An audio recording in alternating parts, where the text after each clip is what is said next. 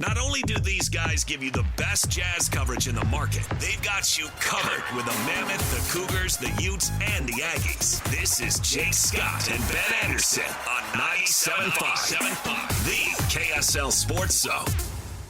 Jake and Ben, 97.5, the KSL Sports Zone. We're teaming up with Beehive Meals, honoring people that impact youth sports in our communities.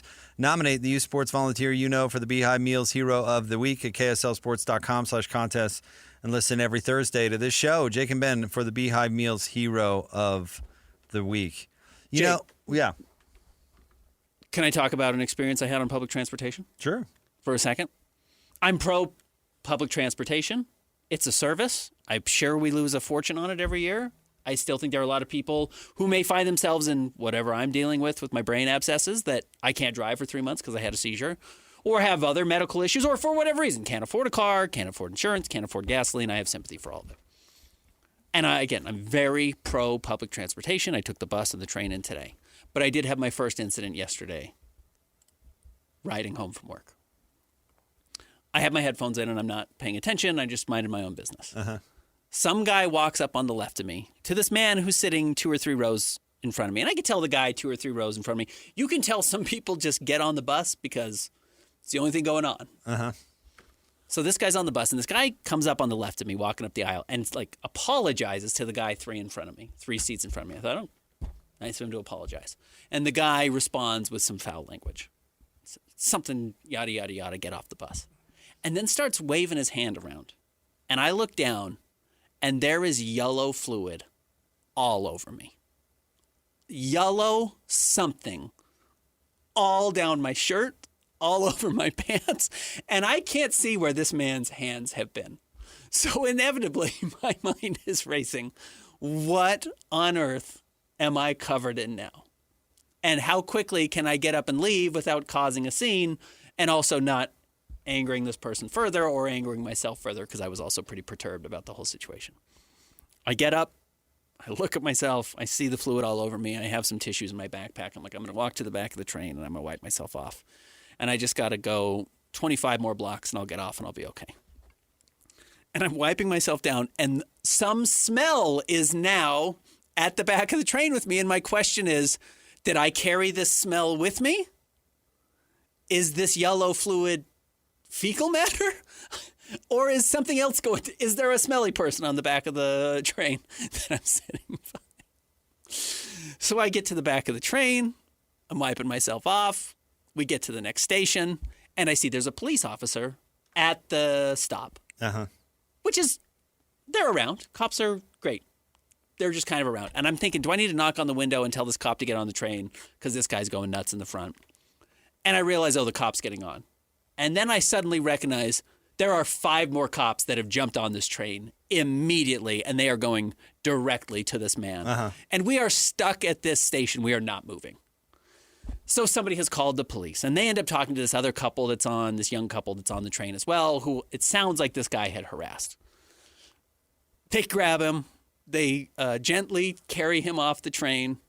He's kind of fighting back. These cops show incredible restraint. Tip of the cap to the first responders. And I see his hands are all yellow. And I thought, did he have his hands in a diaper? I don't know what was going on. And they get him over to a planter and they set him down. And because he's a mess, they put him in handcuffs for his own safety. And they grab a tin. And I realized this man was eating mustard sardines out of the can. And got yellow mustard all over his hands. Yeah. And it was just so all over his fingers that when he was causing a scene, I was getting covered in mustard sardines, which in certain scenarios would be the worst case But this outcome. wasn't so bad. In fact, this was maybe the best case scenario, right? Sardines don't have hepatitis. That was my guess from the very beginning. That was my guess. Okay, mustard. That was my hope, was this guy went to Chick-fil-A and had some honey mustard or whatever. Uh-huh. But I don't know if this man had eaten recently. I have no idea. I've got photos on my phone. I'll show you photos of the arrest and the man. But, because I filmed the whole thing. But not out of a lack of respect for the person, but because I knew this was a story that was mine now. Good outcome. Now, when I got on the bus, if you had said you're going to leave covered in mustard sardines, I would have said I'm not getting on the bus. But after it happens, and the potential number of things it could have been, the fluids it could have been, sardine mustard is not the worst situation. No. So if that's the worst case scenario, knock on wood, that I end up having during my current run of taking public transportation, I will accept that that's the bottom end of the spectrum. No, it probably could get worse. Oh, it can definitely get worse. Yeah, I have no doubt it can. If I'm saying this is as bad as it gets, I'll count that as a victory. That'll be my glass half full. Sardine mustard all over myself. Because for a minute there, I thought it was way worse, and I thought, I'm going back to the hospital. I have to go back and figure out what I'm covered in. I think maybe we should get you some mace or something. I, for the first time, thought, do I need to start carrying some type of defense system? Yeah, pepper spray. Pepper spray, switchblade, I don't know. Switchblade? Really? You don't go to stun gun, you go to switchblade? You know, when you're covered in stinky yellow and you don't know what it is, your mind isn't measured. I still have no interest in stabbing anybody. No, I generally don't either. And I didn't bring a switchblade to work with me or Thank put one goodness. in my backpack, nor do I own a switchblade. I don't think you can legally own one. I also don't own a stun gun. But That's where my mind would go. Or maybe take some, what do they call, like jujitsu or something. I wouldn't go right to the switchblade, but I also don't know if I want to get into a wrestling match with Yellow Hand. Like I didn't at that point know what it was. I hadn't seen the can of sardines. well, if his face and eyeballs are on fire, then he's probably not doing that, right? Well, if it's jujitsu, Okay. then we're I talking see. hand-to-hand Okay, combat. Yeah, I see. I don't want any Any physical of that. interaction. No. No, you light him up with the bear spray. Okay. That's probably the right answer. Bear mace. You remember that South Park where Cartman was playing like he was Dog the Bounty Hunter? And he just walked around saying, bear mace that guy.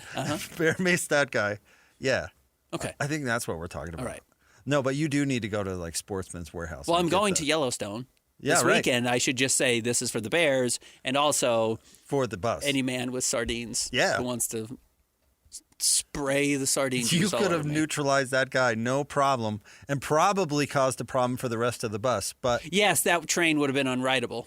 The ventilation while. systems are not that good, hence the smell in the back of the train. that guy would be down.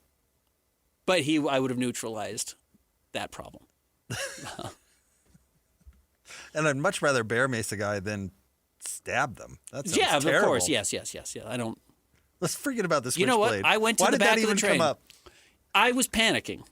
I have just been in the hospital for a week. By the way, I got the bill for that today. Thank goodness for insurance. Yeah, shout out. Woohoo! 6 days in the hospital. Yikes. But I hope this guy's doing okay. I hope the sardine guy's all right. Do you? I have no ill will. I think he was having an episode. He had a bottle of some type of liquor with him when they pulled him off the train as well. Yeah, but probably shouldn't be harassing people. I totally agree. 100%. And again, shout out to the police officers who were Johnny on the spot. They were there right away. They defused. They did not escalate. They put him in handcuffs for his safety. And I think they took the handcuffs off before the train even pulled away from the station. I think they just realized this is a person having an episode, needed some fresh air and some black coffee and a bath, and would be all right. So I'm rooting for that guy. I'm thankful for the police officers, and I'm still giving a vote of confidence, thumbs up, for public transportation. Put your clothes in the wash when you get home? Immediately. Yeah. Yeah. But I didn't have to go into the hospital like in a hazmat suit. saying, Yeah. I don't know what's on me. Pray for everyone. I don't know what this is. When I was working the front desk at a hotel, we had somebody come in and bleed all over the front desk. Oof. And that definitely was more of a to-do than I knew at the time. Yeah. Because they had to bring people in to Clean it up. clean it up.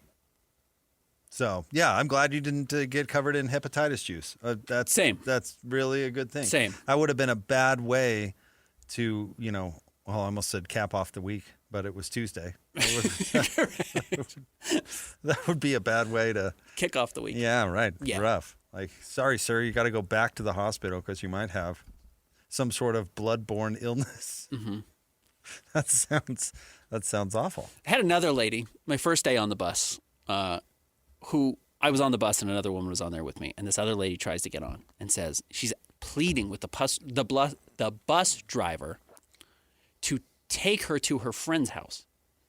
And the bus driver's like, no, I'm not a taxi. I have a route I have to take, and I have to go straight down this road to get to the train. And she asks me, the woman asks me, and then the woman asks the other woman on the train or on the bus, can you take me to my friend's house? And I said, I don't care. We just need to keep moving because I got to catch this train so I can get to work. If you're close and it's on the way, I actually don't care what the bus driver does. I have sympathy for you. I get it. And she kept saying that my friend has my medication. My friend has my medication. I'm on a bunch of medication right now. I said, maybe it is an emergency. Maybe it's the real deal. And the bus driver said, where is it? And the lady pointed across the street and said, it's right there. That's my friend's house. And the bus driver, rightfully so, said, why don't you just walk across the street and get it? She was also having an issue. And I thought that might be the worst, but the sardine guy has topped her. Good times. Yeah, well, it's always exciting. No, I'm glad that public transportation is around. I agree with you. I would be lying if I said that I was a fan. You're not looking for it. You're not going out of your way to take it. I'm happy it exists. Yes. It's a real service. It is a real service. Yeah. But sometimes there's some excitement on it that you don't get in your sedan. Well, you're like a in my sedan, yeah. You're a New York guy. You like the Big Apple. We visited friends in New York, and I had no idea it was such like a taboo to take a cab. Yeah. And I was like, why would I want to stuff myself onto that stupid train? Let's just take a cab. Yeah. It's right there. Yeah. But people frown upon We it. could just get on that cab, in that cab. To the point where we were coming out of Central Park. It was after like a concert in the park, and I had to pee so bad. I mean, so bad. And I just told my buddy Connor, who we were with, and we were separated from the wives, and I was like, we're getting in a cab, and we are going back to your apartment, and I'm going to the bathroom. And we're in the cab, and he looks at me and he goes, don't tell Maria we took a cab. And I was like, what? Yeah. What? Wait, what's wrong with that? I thought that was the whole thing, like waving down the taxi. Locals they're snooty about the train. The locals don't do the cab. That's Do you a have a tourist pair thing. of shoes that you won't throw away that your wife doesn't understand why you won't throw away, or an old T-shirt that you won't throw away? Yeah. That's the subway. Yeah, it's a piece of junk, but it's my piece of junk. The subway is great. To move that many people that well is truly remarkable. It is incredible. But you're right. We don't need to pretend that the cab sometimes isn't the best solution. But you're right. People frown upon your T-shirt that you should toss, or lawn mowing shoes that you should toss. But they take ownership of their own garbage. I just think it was funny. It was like, just, hey, Don't tell anyone. don't tell her about this. It's not that big of a deal. We took a cab. Yeah, it's fine. I needed to get somewhere quickly. We needed to go. I didn't want to wait for the train. We got to do something about this. Totally fair. Yeah, but I don't understand that impulse in that city, because that is a thing. That's a New York thing. Yeah. There is a snootiness to that, no question. All right. Well, good segment. Sorry Ben. to interrupt. No, we're good. Sorry to break up the show. We'll talk a little football coming up. We'll get to some sound. The SEC Media Days, the gift that keeps on giving. We'll get to that coming up. Stay tuned. It's the Jake and Ben Show, 97.5, the KSL Sports Zone. Your home for the best sports radio for your afternoon drive is right here. This is Jake Scott and Ben Anderson on 97.5, the KSL Sports Zone. Dude, I know who I'd take number one. Okay. THT. He's him. Hot dog, right off the board. Yeah. Number one pick. We're talking like about What You Got Wednesday topics. We're going to do What You Got Wednesday at 4:30. And I think we've got two good ones. I think we've got two pretty good ones today. People will absolutely have an opinion on both of today's topics. And weirdly, heavily driven by what generation you're from. Both of them. Oh, okay. Kind of generational. Uh-huh. It is a little bit. Yeah. All right. One guy's been around so long, he's survived multiple generations, and the other one goes All over back the as far place. as you want. Yeah. Well, not quite as far as you want. Sure. There's only been films for so long. Yeah. I guess we could pick a stage actor if you really wanted Sure. to. Yeah, I If you bet really that was. wanna I bet go you there back were that good far. musicians in Shakespeare's day who took the who took the stage. Yeah, right. Anyways, Neither here nor So there. We'll get there. little tease for you for What You Got Wednesday coming up at 4:30. So make sure and stay tuned for that. Let's play this clip. SEC Media Days is going on. This is not LSU head coach, which is written on here. This is Mississippi's head coach, Pete Golding, basically defending tampering allegations while he was up at the podium. Let me put it to you this way, okay? Like it'd be, so obviously you're a reporter, right? Would you quit your job before interviewing for another job or being offered another job? No, nobody would. But we have a portal that you can go in with a do not contact. I'm gonna quit my job where I'm getting paid, and I'm gonna go in saying I need a new job, but nobody can call me to interview. Like, what have we created? So we've created it on top of representation for these players, right? That it's their responsibility to make sure they get paid really well and they also have opportunities. So by design, it's put a lot of people in bad positions. And let's not act like recruiting in college football for the last 100 years is the most moral thing, right, that's ever been existed. I mean, like, what are we talking about here? So I'm really not going to get into my feelings, and I know how I've been educated to answer this question, right? Does that make sense? It's where we have a great compliance department, right, and all those type of things. But no, I mean, the model obviously has been broken, and I'm all for everybody being on the same playing field and doing the same things. I get it, but I think that's in any job, right? Like coaches, we're under contract. You don't think other ADs are calling us during the year? Same ones that are about all this stuff are the same ones calling coaches, right, to come to other schools, right, and everything. So it's everywhere. It's in every profession. So I'm not saying I've got all the answers. I'm not saying that at all, right? Does that make sense? So we go by then the rules of the program, right, and how the flow, just like when you're on the interstate and people are flying by you, what do you start doing? You're damn right you're going to get hit. Right? Does that make sense? In this profession, you're going to get fired, right? So I'm not saying that, but I think there are a lot of people that are doing an unbelievable job, Greg being one, right, to make sure that, all right, everything's catching up. College football is constantly changing, all those type of things. So hopefully we'll all, decide on what's fair for everybody. Who's he talking about? Who's complaining about tampering? Has there been a coach or an AD? Obviously, I do think that's a good question. I think there is kind of this general concept, and we've talked about this with all of it, which is everyone seems to agree on the rules as a whole, and then individually you get them in a room privately and nobody wants any of the rules. So I wonder if this is kind of just a view of, yeah, behind the scenes, no one wants tampering. Nobody wants the Lane Kiffin situation. Nobody wants whatever, head coach leaving their current job or waiting for their season to end so they can leave their current job for the next job that they've already accepted in clandestine fashion. I think in general people support the idea of it, but I don't think anyone thinks that's realistic. So you're right. I don't know what he's getting fired up about. I think, listen, rewind the tape 15 years and people would complain about tampering. There was a Utah State basketball player. I'd have to ask Scotty. There's a Utah State basketball player that I think Chris Goviak recruited, and one of the Utah State coaches was bent out of shape about recruiting, or it might have been the other way around, or tampering. I can't remember what it was.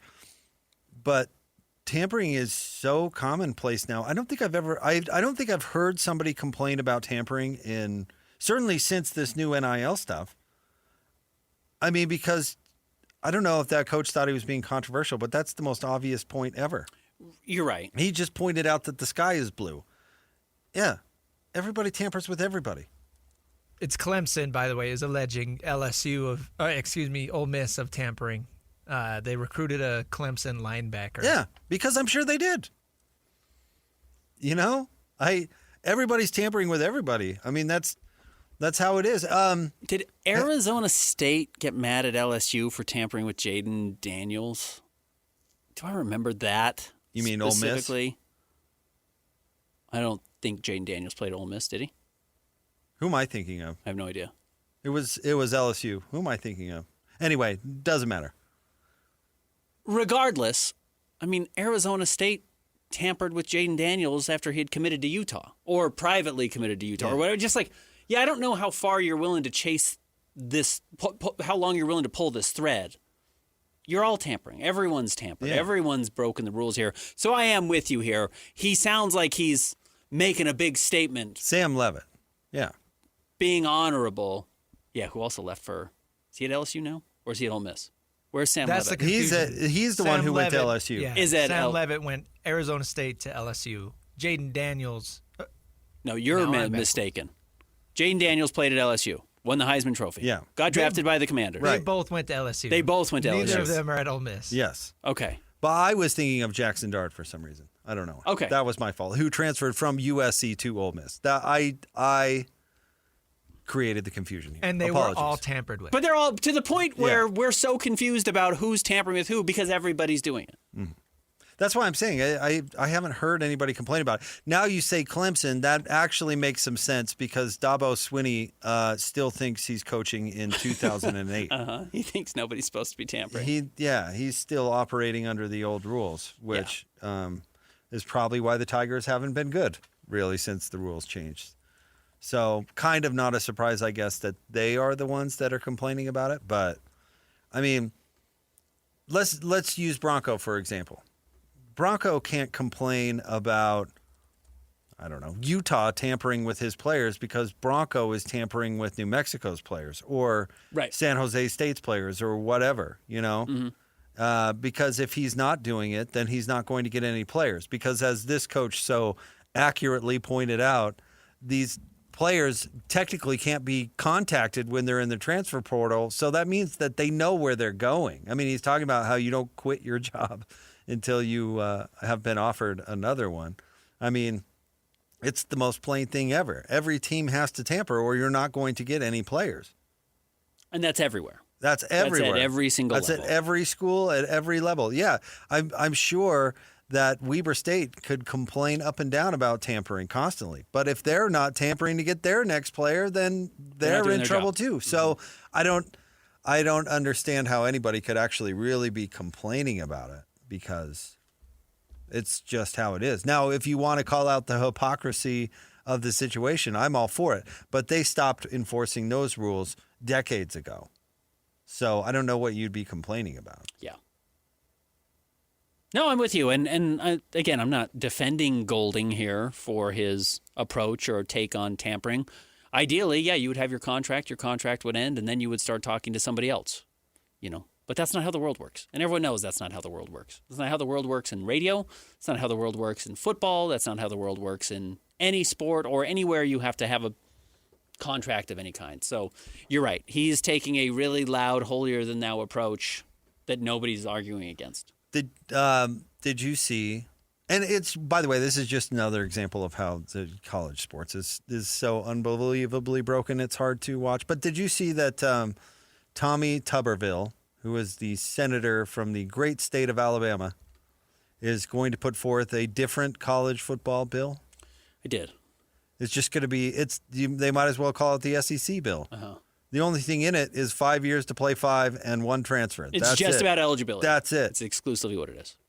Now, I am frustrated with the other bill, Ben, because, and I believe it was Mark Harlan who was talking about this at Media Days. But the bill as it was originally started was pretty snappy, was pretty good. They have stuffed a million. I mean, this is typical. It's every bill. Washington, Yeah. Whatever. They have stuffed a million things into that bill and have complicated everything. They're trying to limit conference sizes and do all this crazy stuff. And so now we've got either the world's slimmest bill that you might as well Right. not even exist, Or the most bloated or bill. the bloated thing that is Yeah. way too complicated for anybody's good. Right. And I guess if I have to pick between the two, I'm rooting for the bloated mess because I don't that other thing I don't. Great, 5 years to play 5, terrific. They're gonna do that anyway. I mean, I would love to see one transfer and one transfer only, sure. But on the list of things that are currently wrong with college, I mean football in this case, where does that rank? Low. Well, I don't know about low, but probably like 10. Yeah, it's not the top thing that needs to be addressed. No, it's not the top thing that needs to be addressed. I mean, there's no parameters for NIL, nothing in there about rev share or any of the stuff that absolutely needs to be hammered out for us to figure out what a new normal is even going to be. And so, I don't know. I had a lot of hope for that, considering it was the bloated one, because it was bipartisan, and nothing comes out bipartisan anymore. And it had a good chance to pass committee, and I think it got through committee, didn't it? I believe it did get through committee. It has not come to the floor. Because there's a reason. So, I don't know. I was optimistic about it, and now I am not. Yeah, we thought maybe the Sorsby stuff would give it a little momentum. Like, maybe this is the perfect storm of somebody trying to break the rules, or one school trying to break the rules so badly, everyone will rally and say, something's better than nothing. And that got squashed quickly.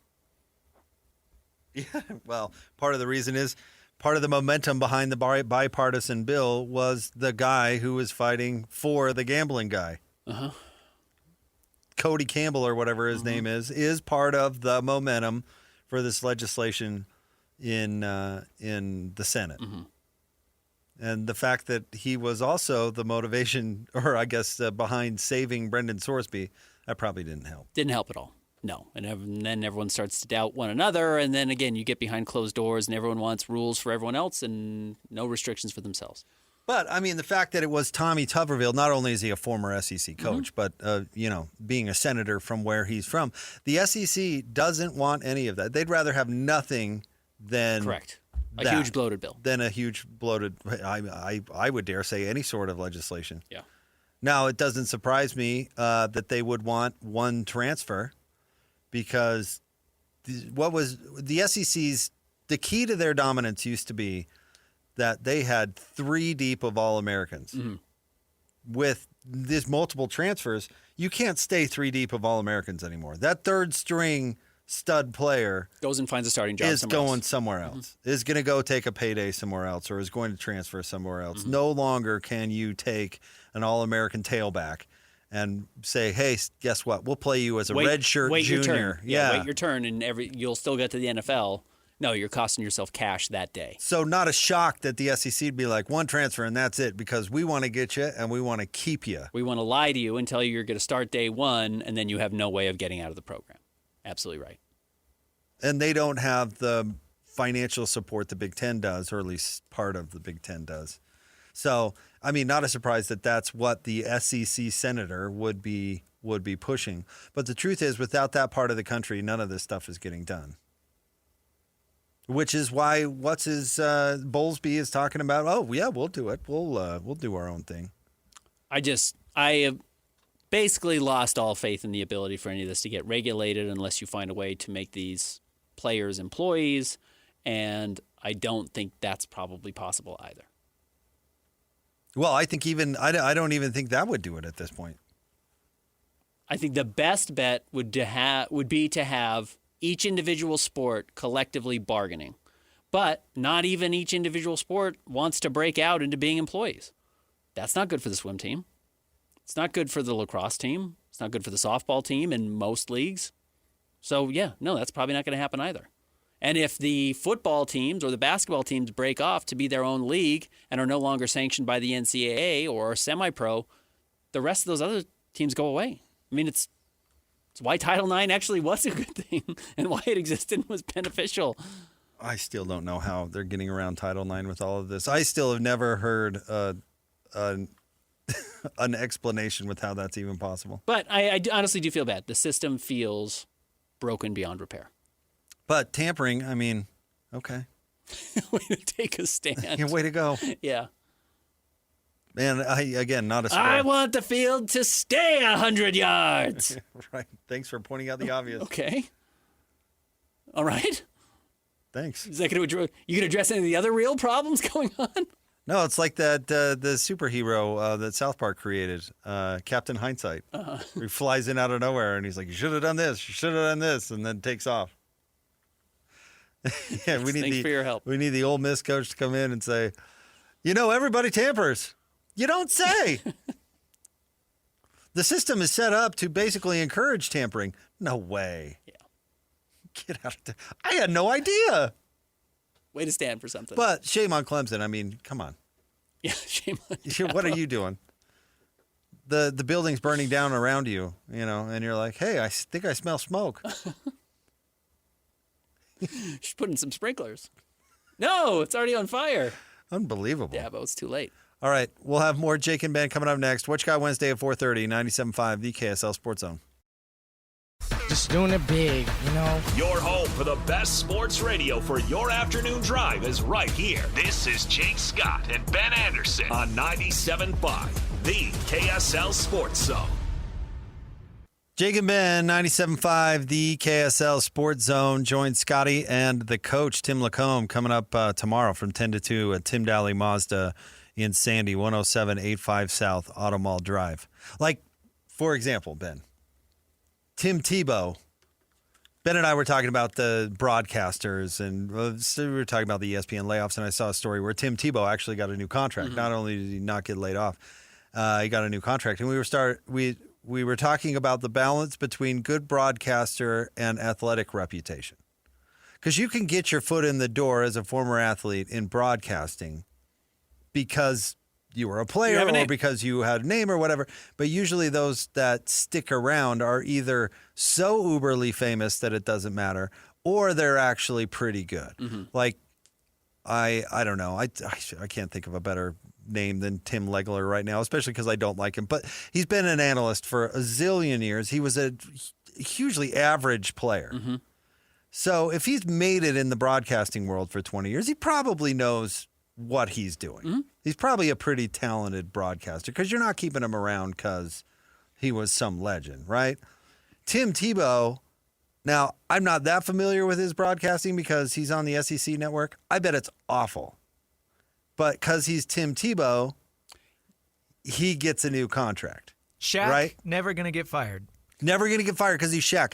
And But he's terrible. dreadful. He's dreadful. Yeah, Just it's dreadful. the difference between Kenny Smith and Shaq are on the same show. Right. Kenny was a very average player. He started on a title team, but yeah. Average player. Yeah, fine. Had a good career. Didn't make $1 trillion. He was better than Tim Legler, but yeah. He's better than Tim Legler. Yes, you're right. But probably still needs to work. Needed to make a little bit of extra money for the rest of his life. Good to keep his... Yeah. Good to stay busy. But has great broadcasting chops. He's really, really good at it. I bet you he's super easy to work with. Yep. You know, because you can't be a headache. Right. The truth is you can't be a headache. They'll just replace you with some other, the modern Kenny Smith, which could be Michael Redd. You know, whoever, whatever. Yeah. They'll go out and find somebody who Christian's heard of. You know, Christian never saw Kenny Smith play. That's fine. But there are a million Kenny Smiths since Kenny Smith has left the NBA. So Kenny's got to probably be willing to work for a little less than you would think. Is probably the first guy in the building. Probably nice to the entire staff. Yeah, Legler's probably the same way. But, like, honestly, Tom Brady... But Shaq is so famous, he can just do whatever he wants, be miserable. Tom Brady can be a horrendous color analyst. He could just fart into the microphone. It's Tom Brady. And they would not fire him. Correct. They would say, oh, you're killing it, Tom.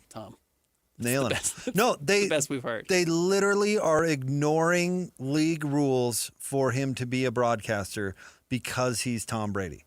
There's no way he should be allowed to be a broadcaster, an analyst on other teams' games when he is part owner of an NFL team. Right. That is ludicrous. Insane. Absolutely insane. But because he's Tom Brady, everybody's like, well, sure. Sure. That's fine. Love to have you. I mean, even other teams. Well, aren't you worried about Tom, whose team has a history of spying on people? Aren't you worried about Tom spying on you? Oh, kind of, but... Yeah, absolutely. But it's Tom Brady. So it's Tom Brady. So everything's fine, you know?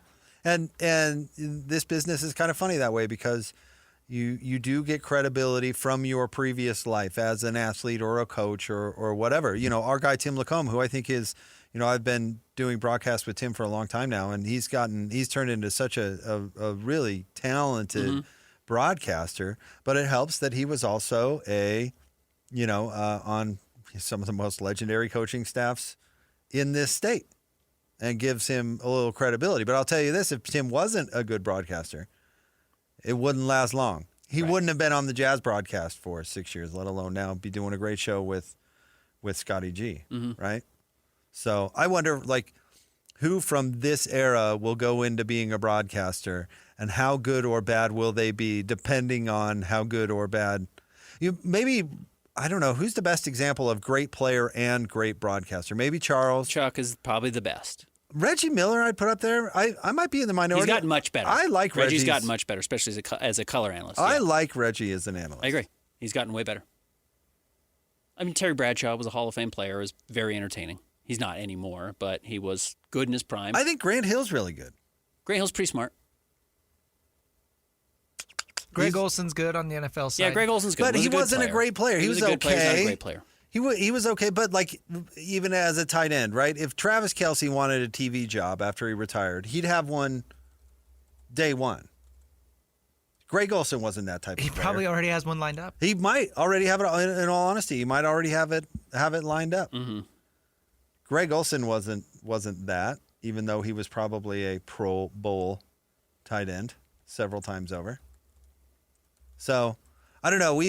Honestly, I'm not familiar. Ryan Clark got let go at ESPN. Again, I never really watch ESPN, so I'm not all that familiar with his work. But he wasn't a great player, and he's been on ESPN for 10 years. I bet he's probably a pretty good broadcaster. And probably pretty easy to work with. Or maybe he wasn't. Well, I don't know. Not employed anymore. I have no idea. But you're not just some... I started for a couple of years as a defensive back, right, in the NFL, and then stay on ESPN for 10 years if you're not, at least you have some charisma or able to command an audience in some way, shape, or form. Chris Collinsworth, pretty good crossover of player and analyst. Yeah, he's a Hall of Fame player too, right? Yeah. And Troy Aikman's pretty good. He's not perfect, but Troy Aikman's pretty good. He's been doing it for a long time now. And was a really good player. Oh, John Madden was was a Hall of Fame coach. Yeah. There are some. Frank Layden could have done whatever he wanted. I mean, Frank Layden did do pre-half and post for the Jazz on TV for a while. Would have been a very good color analyst. Hot Rod needed the job because he flamed out as a player. Probably. I think Richard Jefferson's really good. RJ's and really good. he was an all-star, but he was not a Hall of Fame, got to hire this guy because he's so famous type of player. And I think he might be ESPN's best game analyst. Yeah, I think that's probably fair. Who did the finals this year? Was he on the finals? He was on the finals. See what? There was another player and Breen. Can't remember who it was, but yeah. Yeah, he's really good. Not surprised he didn't get. He kept his job. Mm-hmm. But then again, you and I were talking about how they're so about broadcasting games. I don't know. Did Ryan Clark ever do analyst work? Because that's probably a pretty safe job. Not a studio guy, but actually a in-game analyst. I also would guess people don't recognize. And look, I'm not trying to pretend that job's harder than your job if you're listening. I mean, you work 9 to 5 or whatever. Maybe you work 2 jobs, and you don't make as much money as Richard Jefferson does. There is more to some of those jobs than maybe people recognize. And that's why a lot of former players don't keep doing them, is because there's actually a lot of travel. It's a big time commitment. You are not around your family the entire time. And when you've made that much money, why would you not want to be around your family or not want to be on vacation all the time? Some guys are happy to go back to work and keep working. I get why a lot of guys don't. What do you bet me Michael Jordan would be a terrible analyst, but any network would pay any amount of money? Oh, what did NBC give him to come in and shoot one video with Mike Tirico for 40 minutes that they cut into 22 segments that they played throughout the NBA season? I mean, they probably paid him $5 million for 40 minutes. Yeah. And then they could advertise, Michael Jordan's on our staff. Michael Jordan's going to be a part of our pre-half and post-game shows. And it wasn't. He wasn't. The clips were nothing, other than the one when he said, I hadn't shot a free throw in years and I had to make one in front of a family that I was renting my house to. That was the only thing anyone remembers. But, yeah, I'm sure they paid a fortune, to your point. Tom Brady could get to a microphone and fart for 40 minutes, and people would be like, well, it's worth every penny. It's Tom. It's Tom. Terrific. He really thinks the game. Captain America. He just does it so well. Mark Sanchez, great player and broadcaster. Superstar player. He actually was not a bad broadcaster. No, he was fine. Now, a bad drunk, yes. Did try to kill him. Bad broadcaster, no. Yeah. I think the court date got moved back. Yeah, I was going to say, whatever happened with Mark? I just saw last week, the court date was pushed back a couple months. He was he in Indy? Or was he in Cincinnati? Where he's in Indy, yeah. He tried to kill the man delivering soup or picking up oil from the hotel? Yeah, it was oil. Yeah, it was the oil guy. Yeah. You know what? Honestly, that's tough break, Mark. That was nuts, man. I'll reference your life hero, Adam Sandler. Do you remember his old audio album where it was like, and this is the sound of somebody beating the crap out of a high school janitor? You don't remember that? It's just some guy whistling and like mop, mop, mop all day long, and then someone comes up and beats him up out of nowhere. It's remarkably funny. It's funny. Here is a grease guy. Yeah, right. Cleaning out the grease traps You just hear the in the truck middle of the backing night. up. Yeah, you're getting beaten up. Yeah. Here's this Some what that distant sounds like. horn. Yeah, September 8th. Mark your calendars. When did this happen? last during year. the Original NFL date. season. yeah, it was last fall. Because he got fired the day of a game or the night The before a morning of game. the game, yeah. Yeah, and they This had to happened have on an a Saturday night. an emergency replacement. That's right. Because he was in Indianapolis for, Right, the, for the Colts Colts game. game. And then overdid it. Or whatever. And then was walking around for some reason and saw the grease guy. He didn't like the cut of his jib. I'm going to destroy this So man. had to beat that guy up. And he then he had a knife. The driver had a knife. And then the driver ended up getting stabbed. The driver had a knife, pulled it to defend himself. Sanchez got it and then cut the guy's face up. I think so. It's quite the night. What a story. What's a faster crash out? That or Sharon Moore? Might be that. Sharon's took some time, it sounds like. In fact, some of the things that have come out since they're replacing the athletic director, or he's, quote, stepping down with a Ward manual, was that, like, on the road, people are like, you got to stop hanging out with this woman. Yeah, they told him. They told him, Yeah. like, you got to stop. Cut this out. This is inappropriate. She's an intern. This is not going to end well. And he blew right past the yellow light. Well, yeah, because apparently there was no oversight whatsoever of that athletic department in any way, shape, or form. And what did they do? Won, baby. They won a basketball championship. They won a football championship. Right. Everyone looked the other way. They got to win a whole lot. And that's why they did it. But now they're paying the price a little. Well, yeah.